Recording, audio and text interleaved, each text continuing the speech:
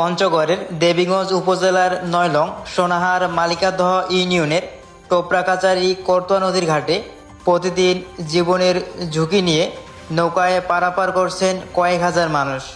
দীর্ঘদিন ধরে নদীর ওপর একটি সেতু নির্মাণ না হওয়ায় স্থানীয় বাসিন্দা, শিক্ষার্থী, কৃষক, ব্যবসায়ী, চাকরিজীবী ও রোগী পরিবহন সহ বিভিন্ন কাজের যাতায়াতকারী মানুষ চরম ভোগান্তির শিকার হচ্ছেন। স্থানীয়দের সঙ্গে কথা বলে জানা যায়, এই ঘাটে অনেক অসুবিধা হয়। আমরা দিনাজপুর কিংবা যখন ঠাকুরগাঁ যাই, রোগী কিংবা হসপিটালে যখন যাই তখন যাওয়ার অনেক অসুবিধা হয়। এই ঘাটে যদি ব্রিজটা হয় অনেক উপকার হবে। টোপকাচারি করতোয়া নদীর এই ঘাটটি ৬ নং সোনাহার মালিকাদহ ইউনিয়নের সঙ্গে সুন্দরদিঘি ইউনিয়নের গুরুত্বপূর্ণ যোগাযোগ মাধ্যম। প্রতিদিন ২ ইউনিয়নের মানুষ নৌকার মাধ্যমে নদী পার হয়ে বিভিন্ন প্রয়োজনে যাতায়াত করেন। তবে নদীর ওপর কোনো স্থায়ী সেতু না থাকায় প্রতিনিয়ত দুর্ঘটনায় আশঙ্কা নিয়ে পারাপার হতে হচ্ছে। বিশেষ করে বর্ষা মৌসুমে নদীর পানি বৃদ্ধি ও স্রোত তীব্র হয়ে উঠলে পারাপার আরও ঝুঁকিপূর্ণ হয়ে পড়ে। শিশু, নারী, বৃদ্ধ ও শিক্ষার্থীদের জন্য এই দুর্ভোগ সবচেয়ে বেশি।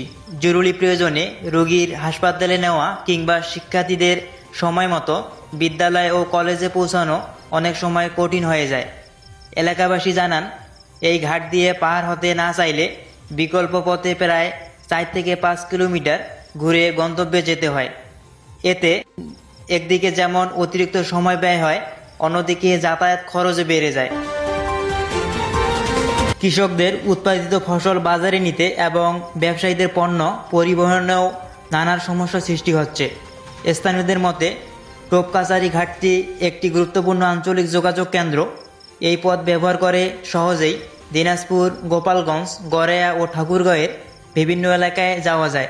অন্যদিকে নদীর এ পাশ দিয়ে দেবীগঞ্জ, পঞ্চগড়, নীলফামারী, ডোমার, তিস্তা সেতু হয়ে রংপুরের সঙ্গে যোগাযোগ স্থাপন করা সম্ভব। একটি সেতু নির্মাণ হলে কয়েকটি জেলার মানুষের যোগাযোগ আরও সহজ ও দ্রুত হবে। স্থানীয় বাসিন্দার অভিযোগ, বছরের পর বছর ধরে একটি সেতু দাবি জানিয়ে এলেও এখনও দৃশ্যমান কোনো উদ্যোগ নেওয়া হয়নি। ফলে প্রতিদিন মানুষের বাধ্য হয়ে নৌকায় জীবনের ঝুঁকি নিয়ে নদী পার হতে হচ্ছে। এমন আরও স্থানীয় খবর পেতে দেবগঞ্জ নিউজ টাইম পেজটি ফলো করুন, পাশে থাকুন। ধন্যবাদ।